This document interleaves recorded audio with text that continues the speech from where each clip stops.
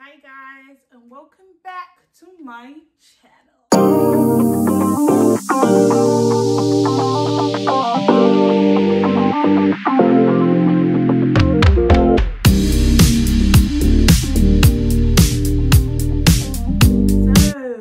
So today is literally going to be me speaking straight from the, I don't know if it's from the heart or from the head, but it's just me speaking, innit? Let's get into it. So this video is mainly going to be about me speaking about 2020 has taught me, kind of, and obviously hopefully it can motivate you guys as well and encourage you guys, because obviously, you know, that's what my platform's for before anything else. So yeah, I just feel like 2020 has definitely been a year. It has, let me just say, it's definitely been a year. It's been the maddest year for so many RIP to all the lost.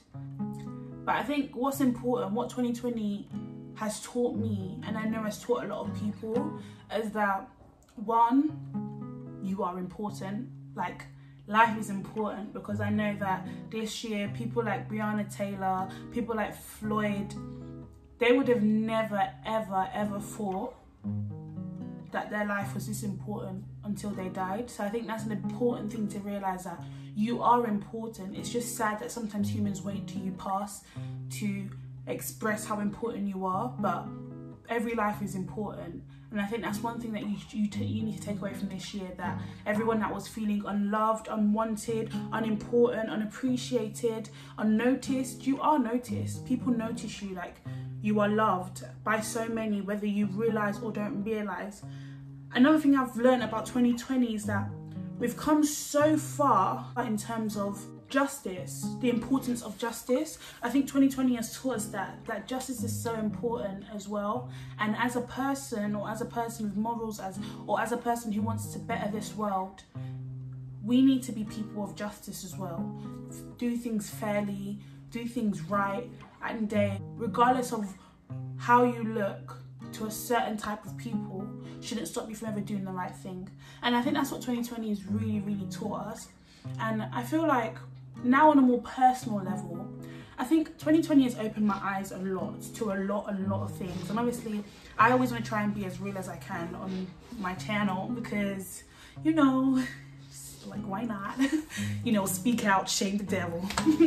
But yeah, it's definitely like been an eye-opening year for me. It's definitely taught me, like, good people I'm surrounded by.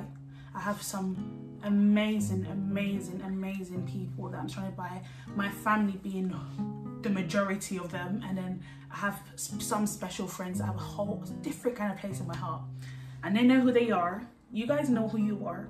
And not to mention God. Like, this year, God has done more than I could ever think he would do. We get so swarmed, so like occupied with the negativity and everything bad that's going on, that you actually forget how much God's doing. Like, God's good. The fact that you are able to watch this video now is a testament that God is good. Because some people aren't here to watch that. It's like, the fact that you're still breathing, the fact that the earth is still the way it is, there's still form, you still move. I can do this, I can do my moves, don't get it twisted. That's a testimony. Like, it's a testimony. There's so much to be thankful for. Like, sometimes, you know, when you just look, yeah, even, I don't know if you've ever just watched the sunset, the way the sun sets so beautifully. Like, sometimes that just makes you feel like, God, like, wavy, you know, like, you're actually talented, you know, like, this world is beautiful. Like, also 2020 has taught me so much in terms of life lessons. Like, it's probably been my lowest year mentally. Like, mentally I've probably gone through a couple dark places, and I feel like definitely for me it's been a like mentally challenging year. Like, I've made stupid mistakes which were all with pure intentions but have been perceived wrong. But we all get to that point where we do stupid things that we regret. There's other stuff, like many things. There's just been so many lessons I've learned this year. Even my relationship with God, like, I learned that what I was doing before was not okay. The place I was at was not okay. I've also learned to be like comfortable by myself. Like, obviously I've always been used to being like alone and stuff. I've never really cared for company and stuff like that, but this year it felt a bit harder, to be honest, being alone. But I've learned to love it. Like, sometimes there's actually beauty in silence, and you don't really understand that until you start to see that beauty. And there's so much beauty in silence. There's so much beauty in self-love, and so much beauty in just time for yourself. There's so much beauty in just knowing who you are. And I'm not fully there yet. I'm not gonna cap. I don't fully know who I am yet. Not at all. But I've accepted that I don't fully know, which is better than pretending that you know. Because when you pretend that you know, you can never explain why you feel the certain way you feel, because you're so fixed on the idea that, oh, but I'm fine. Oh, but this is okay. But if I know that, okay, I'm not fully there yet, but I want to get there, then it definitely helps the process so much. Right, see if I can tell you, we're going to sit down and I'm going to tell you some big tips to take for 2021, yeah? 1, you come first. And in day, if it's not going to bring you happiness, if it's going to affect your peace, if it's going to affect your mental, you scrap it out. You come first. And the other thing that should come before you is God. But obviously I understand not everyone's religious, so the ones that aren't religious, you come first. The ones that are religious, God comes first, then you come first. But you're the first man that comes first. So you come first. And in the day, enough of people pleasing or doing what will make other people happy. Life is too short, and we've learned that in 2020. Life is too short. So how can you not put yourself first? People you'll please aren't going to die with you. So what was it all for in the end? When my hair's down, I play with it way too much. And I noticed that in the other video. So I think I just might tie it up. Yeah, so as I was saying, you come first. And I think that's a big lesson to learn. Like, another thing I'm going to tell you for 2021, let that be a year. And after that, the start of many more years of just self-love. Like, self-love is so important. It's so important. I must have been watching this motivational speech, and they said people will always place less value on you than what you deserve. So for instance, say you are 100%, people will look at you as 80%. And because you're so focused on what other people are saying, you will start thinking, wait, maybe I am 80%, but the truth is you are 100%. Do you get it? So place that value on yourself, and don't let nothing hinder that value or stop that value or change your opinion on that value. That value is set in stone. Let it be set in stone. Let nobody, no human, no person born of a woman tell you your value. Because how can someone else tell you your value? Tell me. That where they're getting, who made them king value maker? Who gave them, who appointed them that position? It wasn't me. It wasn't you. So don't let people tell you your value no more. Like, self-love, like, fam, if you're chubby, yeah, I'm chubby, but what? I like food. Food's nice. And what? I'm gonna eat after this video. And what? Low. Or like, say for instance, don't have a big bum. Okay. My jeans aren't a problem. What's your point? Do you get it? Like, come with that. It doesn't matter if people want to call you defensive. Be defensive when it comes to yourself, yeah. Because when it comes to your physical, because nobody can tell you about your physical. It's different personality, of course, you should be open to criticism. But physical, like, unless you're on death's dying bed, yeah, unless the doctor said, oh my God, you're like at risk of dying, then who can tell you about you? Who can tell you? And have that mentality, like, your opinion was so irrelevant. Did you know that? That's literally what you say. 2021 also, let go of your past. It's so important, this. And this is something that has probably been my biggest downfall as a person, or as I'm growing up into, obviously, the young woman I am, that I need to let go of my past. You don't understand how much power there is in letting go of your past. Me and my friend was talking, Zainab, you know, I obviously had to shout my baby out. Zayn Muda on Instagram, go search her up. But was basically talking about how there's some past and some chapters you just need to let go of. There's others that you slightly still hold on to it, just because God makes memories, for instance, like you can remember the past, just so that you can remember where you got your strength from. So if a situation doesn't remind you where you got your strength from and it's just a painful past, let go of it. Let go of it. Because pain and burdens are the worst things to be carrying.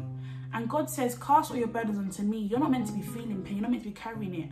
Like, God's meant to have it all for you. So just give it to him and stop like putting so much pressure on yourself to do better. Like, you need to let go of the past. Things are going to happen. Stop looking at it like, oh, these are hurts from the past. Look at it as these are lessons. These are my growing, these are my stepping stones. These are my growth points. This is when I became great. This was the start of my greatness. This was the start of my success. This is the start of my beauty. If you look at it like that, tell me, what past can hurt you?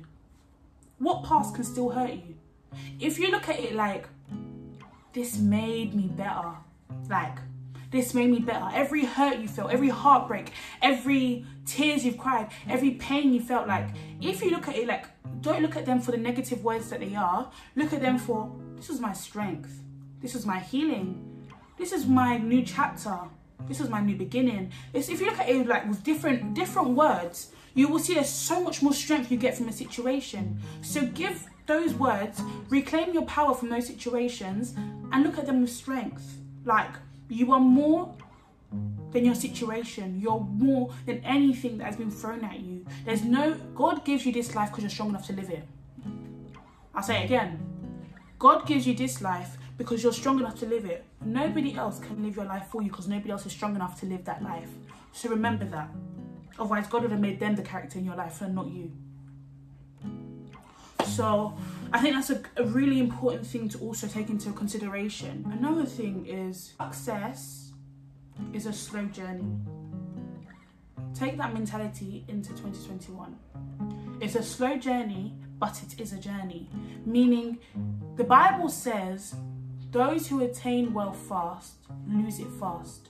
Those who attain it slowly have it for longer. These quick fixes for success is what is damaging our people. Damaging our people. I was watching this YouTube couple, Beam Squad, and they must have done something in 2014. And obviously we thank God for their honesty. We thank God, but things will catch up with you later. It's 2020 and they have to face repercussions of what they did in 2014, thinking that they had left it. You don't know what's going to come and bite your later in the future. So stop thinking. Rome was not built in a night.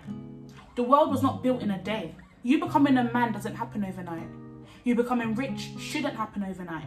Like, it's all a process. Like, you have to look at it. Even I was looking at Stormzy's story. He was making music way back before we heard him. Same with Burna. Same with many, many musicians. Like, success is slow. Stop thinking that it's so fast. And that's not the right mentality to have. But look at it as, my success is gonna come, so I'm gonna keep working today for my success later. If you look at it like that, who gon' check you? Tell me. Tell me. Who's gonna tell you you don't deserve it? What is going to come and bite your back later in the future? Nothing, because you got it the right way. So I think it's important to also remember that and take that into account. Like, success is slow, but it's sure. God says, for his people, he's promised good and expected end. So I know I'm going to be rich. I'm a child of God. I got to be rich. It's in his promises. But believe in the process and take your time. Let go and let God. Trust the process and you'll be good. Another thing is the importance of making amends with people. This is really big.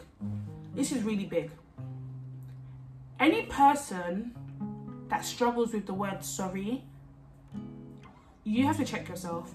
I used to struggle with sorry for my family. They know, they can say Precious would never say sorry, like, because I just didn't even think I was wrong, like, until this year I was put in situations where I was saying sorry, and I'm not used to this. Like, I'm not used to being the one that's like maybe wronged someone or whatever, or have to apologize. Like, this doesn't really happen to me. But well, I was slept into my place this year, wasn't I? So, but when I say there's so much strength in saying sorry, or there's so much strength in making amends for your wrongs, you don't even realize. Listen, if a person hates you or wishes bad upon you, you don't understand how much of your blessings are being held back. By the day, if you've already said sorry and you've meant it, and you've said sorry to God as well, because obviously you have to say sorry to both, the rest is on them. Like, you've done all you can do. What else can you do? What else can you do? And guys, there's a difference between saying sorry and meaning it. We need to say a meaningful sorry, a genuine sorry. Like, you need to say genuine sorry and let go. Make amends. And then a lot of people spend their life fighting others, but then when they die, they want to scream all the good, but you didn't remember the good when you was malicing that person. So be a conscience-free person. Right all your wrongs, and then it'll take, again, that's a process. But as long as your heart's in the right place and you mean everything you do,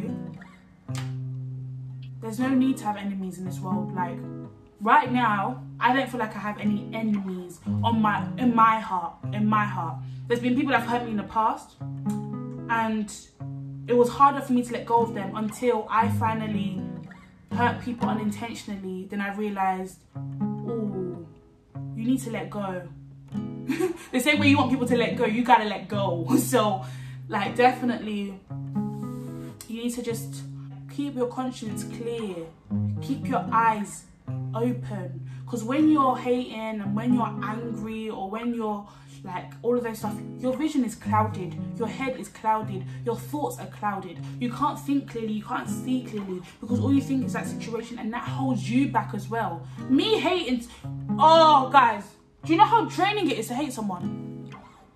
Do you know how draining it actually is to hate someone? Do you know? Do you actually know?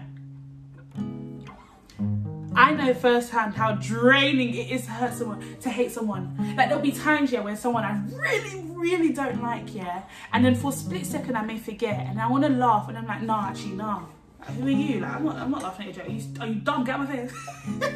I really want to laugh. Like, it's actually funny to joke that they say that really wants to laugh. But it's draining to hate someone, and I know when I used to hate a particular couple people, I know that my prayer life was weak.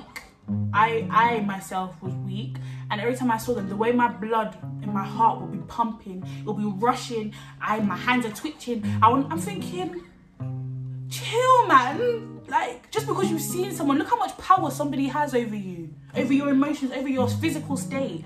That's crazy. Never give someone that much power. Like, never give someone that much power in your heart to hate or dislike, period. There's no sin that's unforgivable. None. If God can forgive us for anything, who are you to not forgive man? It literally says in the Bible that each day, Jesus says that we need to forgive our brother 7 times 70, sorry. Do you know how much that is? Let me work it out for you. 7 times 70. That's like, what? 490 or something like that, anyway, in a day. And this person wronged you once. Bearing in mind, these are meant to be renewed every single day. Somebody can't wrong you 409 times. You can't. It's actually impossible. It's actually not enough hours in the days for someone to wrong you that many times. Until you're even near that number, you can't even think about unforgiveness. And I'm talking to myself as well. Like, this is to me as well. Like, this is to me. Like, there's nothing that's unforgivable. What? So someone slaps you.